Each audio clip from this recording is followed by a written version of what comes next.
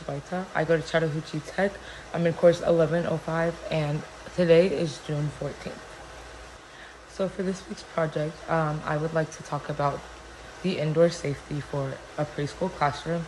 And I personally worked in a preschool classroom before, so this is really going based off of what I think should be done and the way things are done too. So I do want to start off from the very beginning, from when they do enter the building to the end of the day when they leave. I believe a system should definitely be put in place for how they enter and the way they do enter the building. I think that they should definitely be brought in with an adult. They should never be left at the door to walk in by themselves. I think that they should all be walked in with a parent or a guardian or whoever is coming in with them. Also, going into the dropping off and picking up, all doors and gates do need to be locked at all times, whether it's from the outside or the inside. They need to always be locked, and the only way they should be able to be open is whether there's some sort of button or a keypad or like a pass or whatever it is that only staff is allowed to have. The staff needs to be trained on how the procedures need to be done on letting in parents and guardians with the children and letting them out at the same time. We need to make sure that everyone knows that you only let in adults that are listed or that you recognize, like parents, adults, guardians. Only let them in. Never let in anyone that you don't recognize or ask. You never let in anyone that that is randomly says they're gonna come pick up a child and you have no idea who they are. And that brings me to my next topic is staff training and drills. So every single one of the staff members do need to be trained on the procedures and the drills that need to be taking place in case of emergency. So going into this, all employees, like I said, do need to be trained in the safety protocols, and they all need to know what needs to be done during whether it's a fire drill, lockdown, just a medical response, whatever it is. Everyone needs to know where to go and how to respond when it comes to medical emergencies or just any big emergency. And also about the procedures, they do also need to be constantly practiced and constantly reminded of the way things should be done and need to be done during an emergency.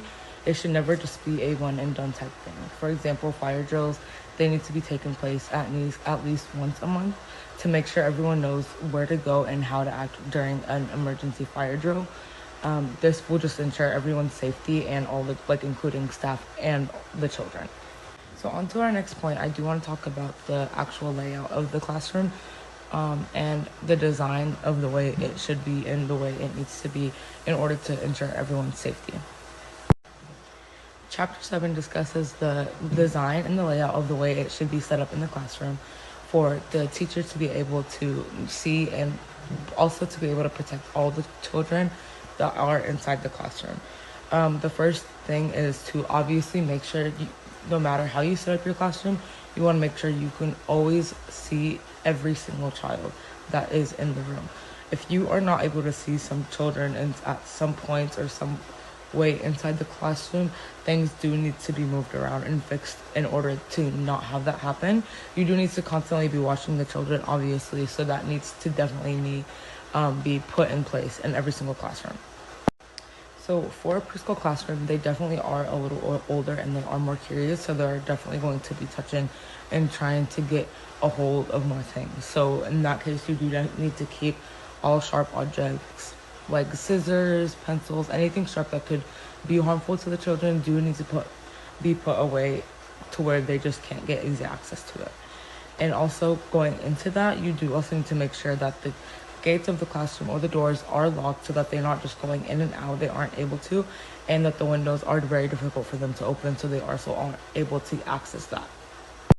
My last point for a preschool classroom is definitely going to be the bathroom protocols. I do believe that the bathroom sanitation is very important for preschoolers, especially because that's when they are able to go to the bathroom by themselves, but they are still children and they're still going to make a mess and still get nasty everywhere, which is okay because they are still children.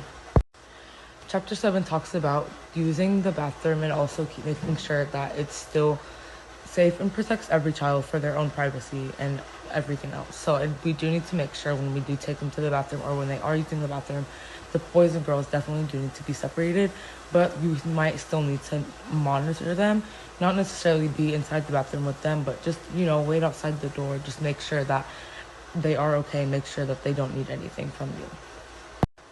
Overall, this concludes my points on building safety, pick up and drop off procedures, emergency protocols, and classroom safety. For most classrooms, I do believe that they are extremely important.